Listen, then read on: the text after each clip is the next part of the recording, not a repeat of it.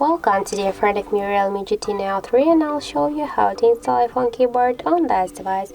So let's just first open the Play Store application, and here in the search bar let's enter the green Apple keyboard.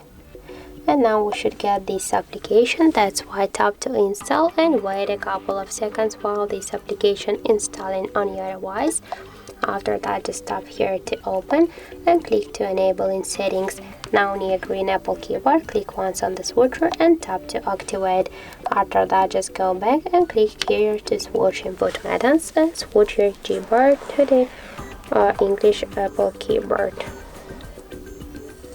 Now the process is finished, and let's go, for example, here to the search tool to see the new look of our device keyboard, and we can see that this keyboard is so close to the iPhone one as all of these emojis.